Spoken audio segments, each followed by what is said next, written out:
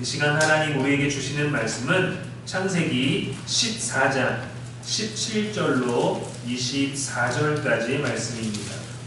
아브라함이 그돌라오멜과 그와 함께한 왕들을 쳐부수고 돌아올 때 소돔 왕이 사회의 골짜기 곧 왕의 골짜기로 나와 그를 영접하였고 살레명 멜기세덱이 떡과 포도주를 가지고 나왔으니 그는 지극히 높으신 하나님의 제사장이었더라. 그가 아브라함에게 축복하여 이르되 천지의 주제이시오 지극히 높으신 하나님이여 아브라함에게 복을 주옵소서. 너희 족을 내 손에 붙이신 지극히 높으신 하나님을 찬송할지어다. 아멘. 아브라함이 그 어느 곳에서 10분의 1을 멜기세덱에게 주었더라. 소돔 왕이 아브라함에게 이르되 사람은 내게 보내고 물품은 네가 가지라. 아브라함이 소돔 왕에게 이르되 천지의 주제이시오 지극히 높으신 하나님 여호와께 내가 손을 들어 맹세하노니 내 말이 내가 아브라함으로 치부하게 하였다 할까하여 내게 속한 것은 실 한 오락이나 들매끈 한 가닥도 내가 가지지 아니하리라. 오직 젊은이들이 먹은 것과 나와 동행한 아넬과 에스골과 마므레의 분깃을 제할지니 그들이 그 분깃을 가질 것입니다. 아멘. 이는 살아계신 우리 하나님의 말씀입니다. 이 시간 하나님의 이름들 5번째 엘리온이라는 제목으로 말씀 나누겠습니다. 우리는 위와 아래를 따질 때가 많습니다. 거리에서 시비가 붙으면 나오는 말이 너 몇 살이야? 라고 시작을 하죠. 나이로 어떻게든 내가 위인가를 확인하려고 합니다. 그렇다고 말을 더 잘하는 것도 아니고 내가 나이가 많다고 더 뭔가 센 힘이 있는 것도 아니고 뭔가 비교할 수 있는 능력에서 위가 되는 것도 아닌데 그런데도 너 몇 살이야 하면서 내가 더 어른이 무언가 말할 자격을 얻는 듯한 위가 되려고 하죠.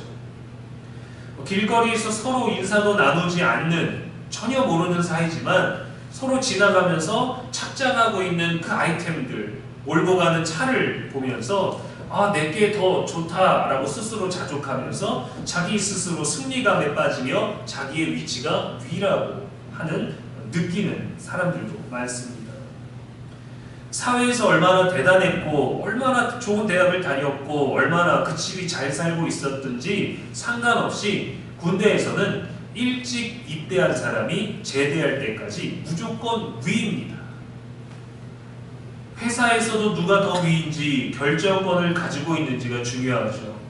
돈이 많고 힘이 있으면 더 위에 있게 되고 영향력이 있으면 위에 있게 됩니다.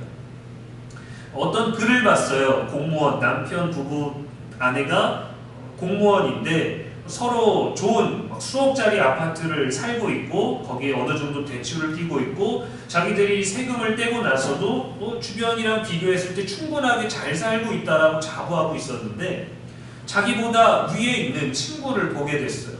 그 친구는 그렇게 능력이 좋지 않아요. 자기 남편보다도 자기보다도 능력이 좋지 않은데 그 남편의 능력이 너무 뛰어나갔고 나는 6억짜리 집에 살고 있는데 그 사람들은 17억짜리 집에 살고 있다라는 거예요. 갑자기 내가 능력이 있고 내가 만족하게 살고 있고 내 직업도 남편의 직장도 괜찮다고 생각했는데 더 위에 있는 존재를 비교하고 나니까 내 인생이 마음에 들지 않고 난 왜 이렇게 고생하며 살고 있는가. 만약에 내 친구네 가정에서 임신까지 해서 출산을 하게 되면 나는 완전히 패배자가 된다라는 글을 올렸어요. 아무도 그 가정을 패배자라고 말하지 않습니다. 아무도 그를 못 산다고 말하지 않아요. 그런데 자신 스스로를 아래에다 두고 자신보다 더 높은 위가 나타나고 보니까 내가 위였었는데 그 위치가 전도되고 나서는 행복하지 못하다고 글을 올렸습니다. 그래서 우리는 이렇게 생각하죠. 더 위에 있는 누군가가 더 많은 걸 결정할 수 있고 더 많은 능력을 자랑할 수 있다고 말이죠. 그런데 신앙은 이 질문을 바꿉니다. 가장 위에 계신 분은 누구인가? 오늘 본문은 바로 그 질문에 대한 답입니다. 창세기 14장은 아브라함이 전쟁에서 승리한 직후의 이야기예요. 조카 롯이 사로잡히자 아브라함이 군대를 이끌고 가서 잡혀간 사람들을 데려오고 쟁취된 빼앗긴 것들, 재산들을 가지고 왔어요. 완벽한 승리였습니다. 명예도 얻었어요. 이제 남은 것은 이 승리를 누구에게 돌릴 것인가 라는 것이었죠. 그렇게 전쟁에서 이기고 돌아올 때 두 왕이 등장합니다. 먼저 소돔 왕이 나와서 아브라함을 영접했고 살렘 왕 멜기세덱이 나왔어요. 소돔 왕은 그의 모든 재물과 양식을 빼앗겼습니다.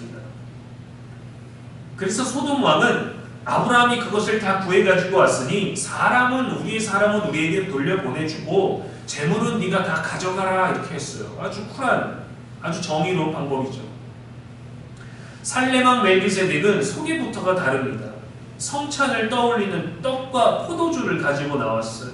성경은 그를 이렇게 소개하죠. 지극히 높으신 하나님의 제사장이라. 그리고 그가 와서 아브라함을 축복합니다.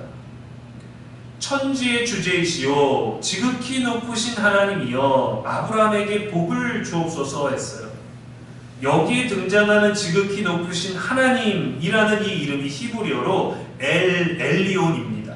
하나님 최고의 높은 모든 것 위에 뛰어난 모든 것 위에 계신 하나님 최고의 주권자가 되시는 하나님을 표현하는 단어가 바로 엘리온이에요. 그런데 오늘 말씀에서 하나님은 직접적으로 등장하지 않으십니다. 말씀하지도 않으셨어요. 멜기세덱을 통해서 드러나셨습니다. 왕이면서 제사장이며 하나님을 대표하여 아브라함을 축복하는 존재로 그렇게 멜기세덱을 통해서 드러나셨어요. 그래서 아브라함도 자신이 얻은 것을 하나님께 드린다라는 마음으로 그리스도를 예표하고 있는 그 멜기세덱에게 10분의 1을 주어서 지극히 높으신 하나님의 이름에 반응을 하는 거죠.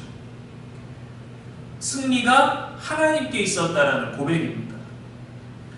멜기세덱이 아브라함에게 복을 주고 또 이렇게 말했어요. 20절 말씀에 너희 대적을 너희 손에 붙이신 지극히 높으신 하나님을 찬송할지로다. 아브라함도 멜기세덱에게 높였고 멜기세덱도 하나님을 높였고 그를 소개하는 것도 지극히 높으신 하나님. 계속해서 전쟁에 대한 전리품과 전쟁에 대한 어떤 승리와 전쟁에 대한 어떤 명예와 그런 가져온 것들에 대해서 어떻게 우리가 분배를 할까 고민하고 있는 사람들의 이야기 가운데 있지만 계속해서 드러나고 있는 것은 하나님의 이름을 높이고 있다는 겁니다. 이 엘리온이 언제 등장합니까? 사람이 높아질 수 있는 순간에 등장하고 있는 거예요. 성공했을 때, 승리했을 때, 영향력이 생겼을 때, 명예를 얻었을 때 말이죠. 근데 아브라함은 재물을 가져가라는 이 소돔 왕의 제안을 거절합니다. 실 한 오락이나 끈 한 가닥도 내가 가지지 아니하리라 했어요. 왜 이런 말을 했을까요? 네가 나를 부자로 만들었다는 얘기를 듣지 않겠다라는 선포입니다. 이건 자존심, 어떤 청렴 그런 문제가 아니에요. 주권에 대한 고백입니다. 이 승리를 누가 주셨느냐? 내가 전쟁에서 얻은 것으로 어떻게 될 수 있는 것이 아니다. 내 인생을 높이시는 분은 오직 하나님이시다. 너희들이 아니다라는 거예요. 내가 삶에 만족하면 그 삶이 아름답고 행복한 삶입니다. 근데 내가 이룬 것들이 있는데 남이 더 뛰어난 것과 비교를 하면 그때는 내 행복이 갑자기 비참해지는 거예요. 하나님은 우리가 실패할 때보다 성공할 때 더 위험하다는 것을 아십니다. 엘리온, 지극히 높으신 하나님은 우리에게 어떤 하나님이실까요? 첫 번째, 우리 인생 위에 계신 하나님이십니다. 우리의 어떤 상황보다, 어떤 감정보다 항상 늘 위에 계신 분이에요. 가끔 강원도로 아이들하고 바람 쐬러 갈 때가 있는데 가다가 이제 속초를 지날 때 보면 그 설악산에 그 높은 봉우리가 보이죠. 겨울에 가거나 뭐 2월달 이런 때 가면은 거기에 이제 눈이 덮여 있습니다. 그것만 가만히 보고 있어도 뭘 놀고 뭘 활동하고 뭘 먹지 않아도 그 경이로움 자체가 이 가슴을 웅장하게 해주죠. 우리가 바라보고 있는 그것만으로도 우리들의 상황과 우리들의 모든 느낌과 감정들이 역전될 수 있을 만큼 하나님은 우리의 상황보다 늘 높으신 분이십니다. 우리가 바라보고 우리가 볼 수 있고 느낄 수 있는 것보다 더 높이 계신 분이세요. 두 번째, 우리의 성공 위에 계신 하나님이십니다. 우리가 이룬 모든 결과의 주인이십니다. 그것이 실패일지라도 하나님이십니다. 성공할지라도 적게 얻었을지라도 남보다 많이 얻었을지라도 모든 결과의 주인은 하나님이십니다. 그리고 우리의 위대한 성공과 승리보다 높으신 분도 하나님이세요. 세 번째, 우리의 공급의 근원이 되시는 하나님이십니다. 누군가를 통해서 우리에게 크고 작은 것들을 베풀게 하시고 공급하실 때가 있어요. 결국엔 하나님도 사람을 통해서 우리들에게 주시거든요. 베풀 자에게, 섬기는 자에게 주시는 분도 하나님이십니다. 모든 공급은 하나님이신 거예요. 네 번째, 우리의 정체성을 지키시는 하나님이십니다. 세상의 방식에 끌려가지 않도록 지키시고 찾아오시고 회복시키시는 하나님. 지금 미국과 이란의 전쟁으로 세계 경제가 난리가 났죠. 환율이며 우리 원화는 너무도 떨어지고 있고 기름값은 완전 폭등하고 있고 해협을 건너야 되는 일들이며 이 복잡한 현실에도 더 높이 계신 분, 누군가 가장 위에, 누군가 가장 영향력 있게 그 강한 존재가 되려고 할 때 세상이 가장 강하고 영향력 있고 위에 있는 존재에 의해서 흘러가는 듯해도 세상을 지으신 분보다 높을 수 없듯이 우리가 누구의 백성인지에 대한 정체성을 가져야 됩니다. 그러려면 우리 안에 신앙 고백이 있어야 돼요. 바벨론의 느부갓네살 왕이 다니엘의 세 친구를 풀무불에 던졌는데 불이 조금도 그들을 해하지 못했습니다. 느부갓네살 왕이 놀랐어요. 그래서 하나님과 같이 자신을 따르는 이를 구원하는 신이 없다, 어디에도 없다 하면서 사드락과 메삭과 아벳느고를 당시 세계를 제패했던 그 바벨론 지방에서 높입니다. 더욱 높였어요. 원래 높였는데. 그러면서 이렇게 고백해요. 지극히 높으신 하나님이 내게 행하신 이적과 놀라운 일을 내가 알게 하기를 즐겨하노라 하고, 그 지극히 높으신 하나님 엘리온의 이름이 느부갓네살 왕을 통해서도 고백되었습니다. 그리고 온 지방에 조서를 내려요. 그 하나님이, 높으신 하나님이 그들의 사람을 어떻게 지키셨는지 너희가 다 알았으면 좋겠다. 이게 무엇을 의미합니까? 왕 위의 하나님, 세계를 제패한 제국 위의 하나님, 흘러가는 역사 위에 대한 하나님, 그것을 선포하는 것이죠. 그 이름이 바로 엘리온입니다. 우리는 살면서 늘 유혹을 받습니다. 내가 했다, 내가 이렇게 대단하다, 내 능력이 발휘됐다, 내가 옳았다라는 것들을 통한 그 결과에 대한 높아짐들이 유혹으로 다가올 때가 있어요. 그러나 신앙은 이렇게 고백하는 겁니다. 내가 이룬 것보다 더 높으신 하나님이 나를 통해서 하셨습니다. 하나님이 나를 통해서 지금 하고 계십니다. 그 일이 얼마나 대단한 일이건, 그 일이 얼마나 내가 생각하기에 남과 비교했을 때 초라한 일이건 상관없이 높으신 하나님이 하시는 일입니다.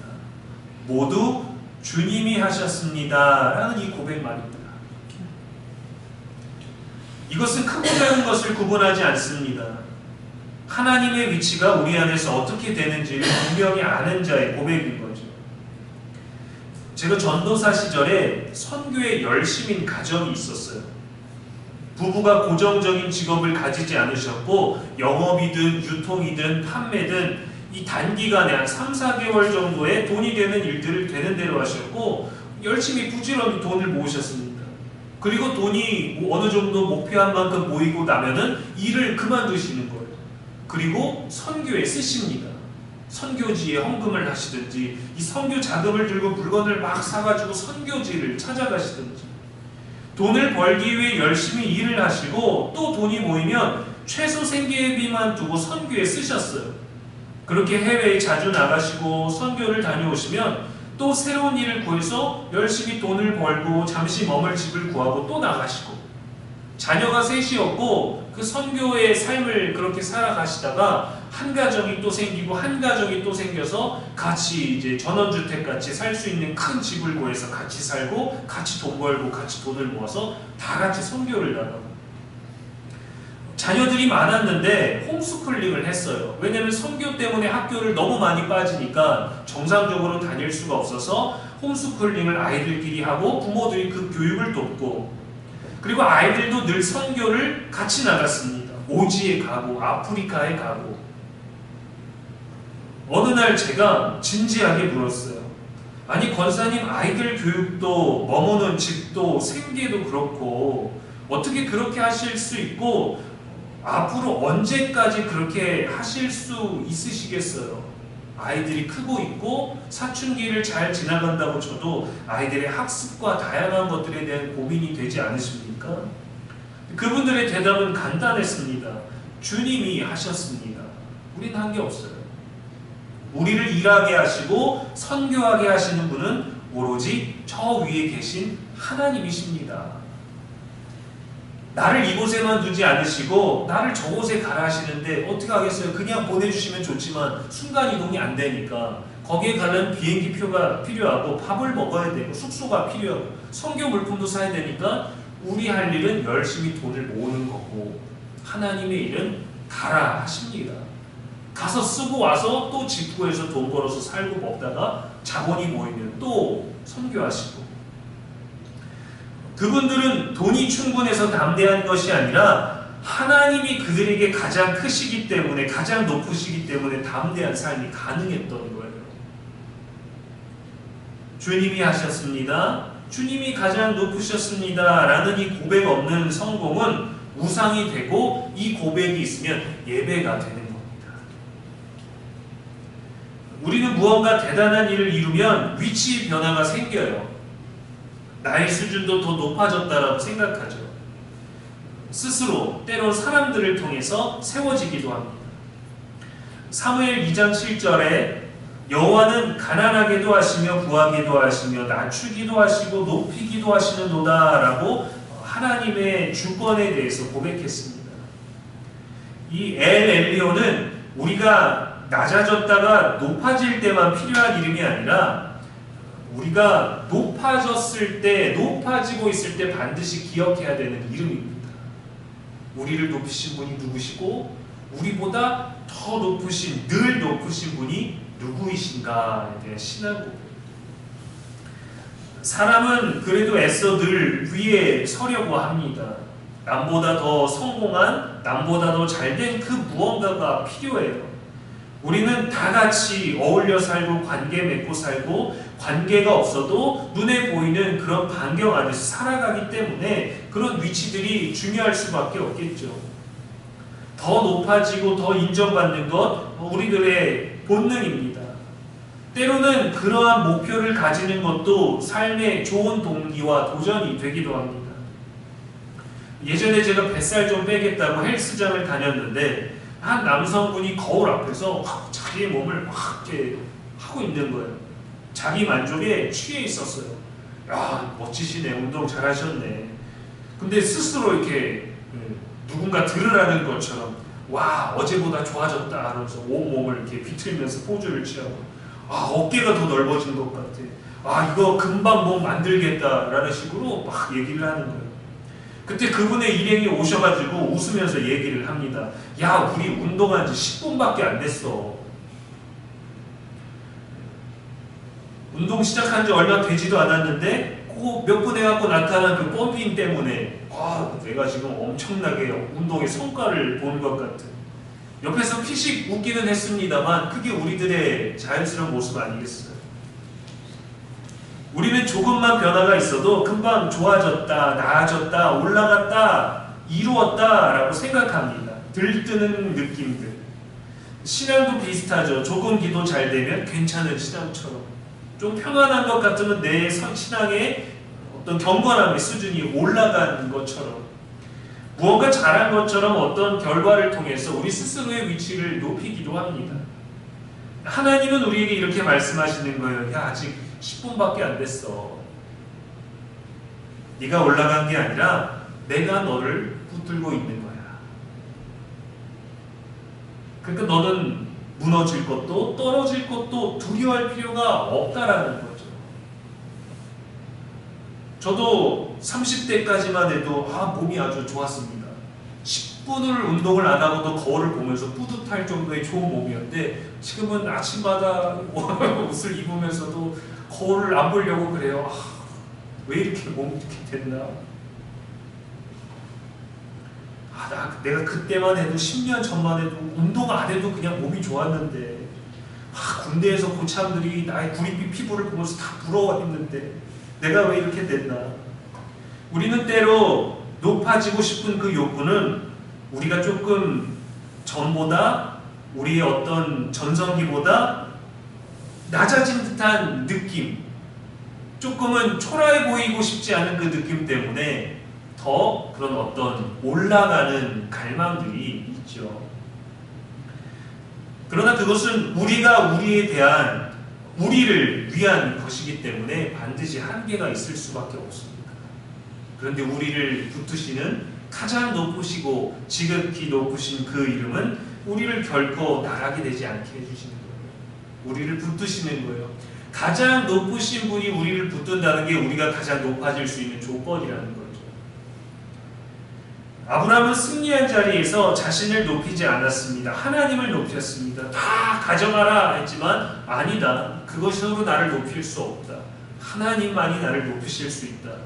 그래서 10분의 1을 떼어다가 멜기세덱에게 또 하나님에 대한 향한 믿음으로 내어드렸죠. 엘리온에 대한 신앙은 내가 올라가는 신앙이 아니라 가장 높으신 하나님이 위에 계심을 인정하는 신앙이에요. 우리를 높이시는 분도 하나님이시고 우리의 인생을 책임지시는 분도 하나님이십니다. 내가 높아질 것인가? 하나님을 높일 것인가? 우리의 고백은 내 위에 언제나 하나님이 계십니다.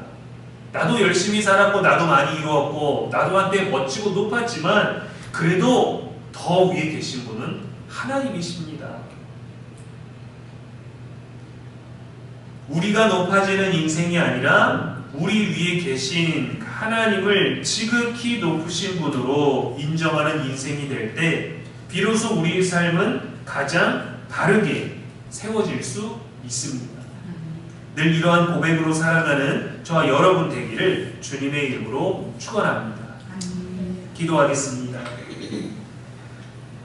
지극히 높으신 하나님 아버지, 이 시간에도 우리에게 말씀 주시니 감사합니다. 우리의 삶 위에 계신 엘리온의 하나님을 찬양합니다. 높아지려 하는 우리의 교만과 우리의 성공과 결과를 붙잡으려 했던 것에서 주님을 붙잡게 하옵소서. 우리를 붙잡고 계신 주의 이름을 붙들게 하옵소서. 그 이름을 바라보게 하옵소서. 나보다 덜 가진 것을 보며 내가 높다라고 여기지도 아니하게 하시고, 나보다 더 많이 이룬 사람들을 보며 나는 이루지 못하였다고 초라하고 비참한 마음을 찾기보다 언제나 모든 존재보다 높으신 하나님의 이름을 바라보게 하여 주옵소서. 그 이름이 나를 붙들고 계시고 나와 함께 하시고 나의 아버지가 되신 것으로 우리가 그 높으신 주님을 통한 우리의 삶에 견고하게 세워지는 믿음이 되게 하여 주옵소서. 모든 것 위에 계신 하나님을 인정하게 하시고 우리 인생의 주권이 주님께 있음을 믿게 하시며 언제나 하나님만을 높이는 삶이 되기를 원하오니 성령이여 인도하여 주옵소서. 우리의 영원한 소망이 되시는 예수님의 이름으로 기도합니다. 아멘.